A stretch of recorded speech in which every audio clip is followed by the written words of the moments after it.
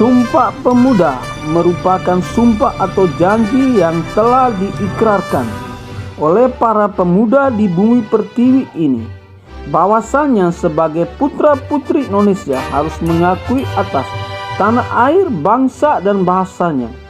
Dalam Sumpah Pemuda ini, para pemuda bersumpah bahwa Indonesia adalah tanah air, tumpah darahnya, serta bahasa Indonesia merupakan bahasa yang mempersatukan seluruh tanah air. Di dalam video kali ini kita akan membahas sejarah Sumpah Pemuda. Sumpah Pemuda merupakan intisari dari isi putusan Kerapatan Pemuda-Pemudi Indonesia atau dikenal dengan Kongres Pemuda I dan Kongres Pemuda II. Melalui hasil kongres itulah kita bisa mengenal isi satu tanah air, satu bangsa, dan satu bahasa, yakni Indonesia, yang kemudian kita kenal dengan nama Sumpah Pemuda. Kongres Pemuda I, peranan pemuda dalam pergerakan nasional, dimulai sejak berdirinya Budi Utomo tanggal 20 Mei 1908. Dalam perkembangan selanjutnya, organisasi itu lebih banyak diikuti oleh golongan tua. Oleh karena itu, para pemuda selalu ingin menggalang kekuatan yang merupakan pencerminan aktivitas para pemuda. Kongres Pemuda I berlangsung di Jakarta pada tanggal 30 April sampai 2 Mei 1926. Dalam kongres tersebut membicarakan masalah pentingnya persatuan bangsa bagi perjuangan menuju kemerdekaan negaranya. Kongres Pemuda I tidak terlepas dari adanya Perhimpunan Indonesia. Pada tahun 1925 di Indonesia telah mulai didirikan Perhimpunan Pelajar-Pelajar Indonesia atau PPI, tetapi peresmian baru pada tahun 1926. Anggota-anggotanya terdiri dari pelajar-pelajar sekolah tinggi yang ada di Jakarta dan di Bandung. Para pemuda ini kemudian sepakat untuk mengadakan Kongres Pemuda yang berlangsung pada tanggal 30 April sampai 2 Mei 1926. Tujuan Kongres Pemuda I ini adalah membentuk badan sentra organisasi pemuda Indonesia, memajukan paham persatuan kebangsaan, mempererat hubungan di antara semua perkumpulan pemuda kebangsaan. Pemuda I ini dihadiri oleh wakil-wakil dari organisasi pemuda di seluruh Indonesia seperti Jong Java, Jong Sumatranen Bon, Jong Ambon, Sekarukun, Jong Islametin Bon, Jong Minahasa, dan Jong Batak. Dalam pidato pembukaan, Ketua Panitia M. Tabrani meminta perhatian peserta untuk mencari cara menyatukan semangat nasional. Muhammad Yamin menyampaikan pemikiran tentang bahasa persatuan dalam pidatonya pada tanggal 2 Mei 1926 yang berjudul Kemungkinan-Kemungkinan Masa Depan Bahasa dan Sastra Indonesia. Yamin yakin bahwa dari sekian banyak bahasa yang dipakai oleh suku bangsa Indonesia, bahasa Melayu dan bahasa Jawa yang diharapkan menjadi bahasa persatuan. Muhammad Yamin yakin bahasa Melayu lambat laun akan menjadi bahasa persatuan atau bahasa pergaulan bagi rakyat Indonesia.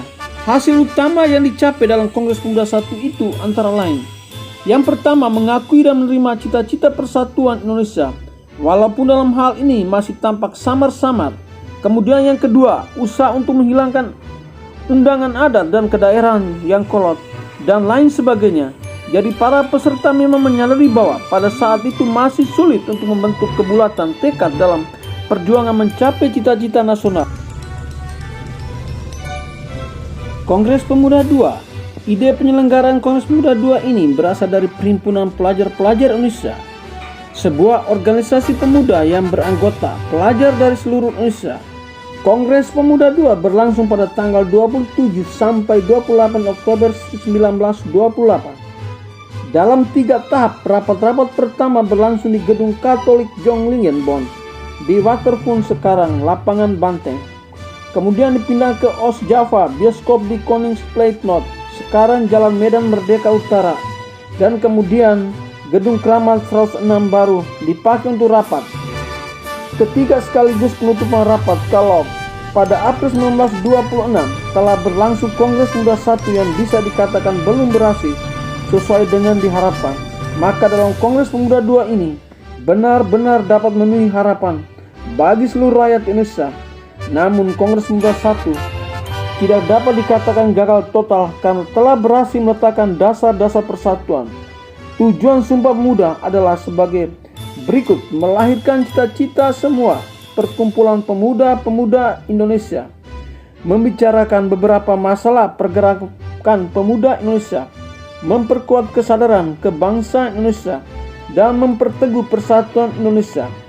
Kongres dilaksanakan di 3 gedung yang berbeda dan dibagi menjadi 3 pertemuan. Pertemuan pertama, Sabtu 27 Oktober 1928, dilaksanakan di Gedung Katolik Jonglingen-Bonn atau GIOK, Waterloo Plain, sekarang Lapangan Banteng. Dalam sambutannya, Ketua Sub Joyo Puspito berharap konvensi ini akan memperkuat semangat persatuan. Di Bina Pemuda, pertemuan kedua Minggu tanggal 28 Oktober 1928 dilaksanakan di Gedung Ostjava Bioskop, membahas masalah pendidikan. Dan yang ketiga, acara dilanjutkan dengan pertemuan ketiga yang dilaksanakan di Jalan Keramat Raya 106.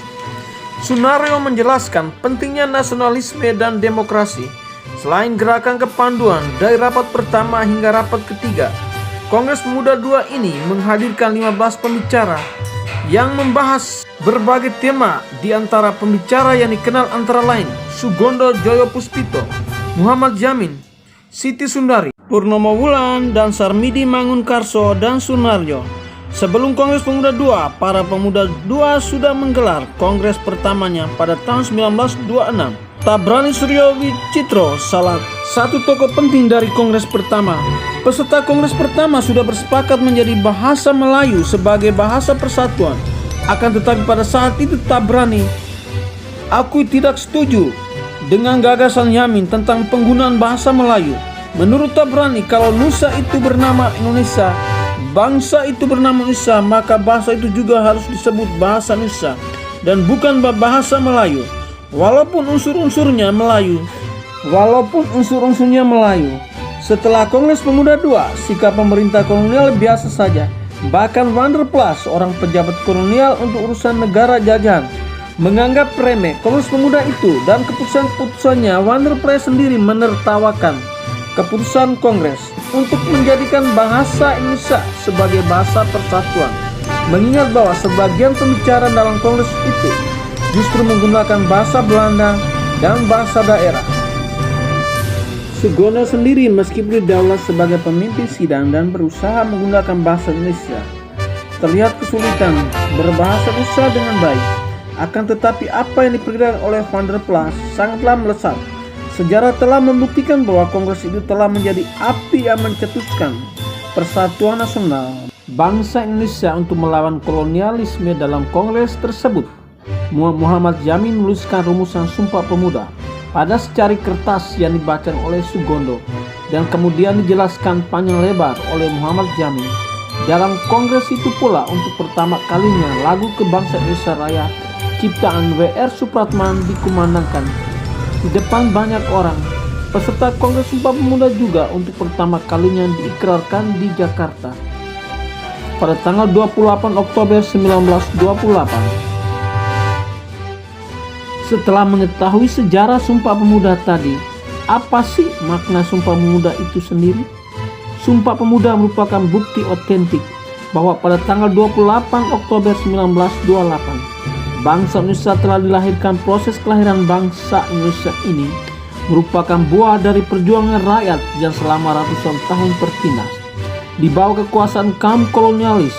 Kondisi ketertindasan inilah yang kemudian mendorong para pemuda untuk membulatkan tekad demi mengangkat harkat dan martabat hidup orang Indonesia. Tekad inilah yang menjadi komitmen perjuangan rakyat Indonesia hingga berhasil mencapai kemerdekaannya pada tanggal 17 Agustus 1945. Sesuai dengan namanya, Sumpah Pemuda dirumuskan oleh para pemuda. Mereka kemudian menjadikan sebagai dasar untuk membangkitkan rasa nasionalisme. Para pemuda tidak lagi berjuang sendiri, melainkan bersama-sama. Makna Sumpah Pemuda bagi generasi muda terkandung dalam 3 sisi penting momen sejarah, yaitu bertanah air, berbangsa, dan berbahasa. Apapun makna dan pengertiannya, satu hal yang pasti adalah bagaimana momen ini harus dijadikan sebagai titik untuk mempersatukan bangsa Indonesia. Demikian tadi penjelasan mengenai sejarah dan makna Sumpah Pemuda. Terima kasih telah menyimak video ini. Saya Dominikus Doni Petung. Sampai jumpa.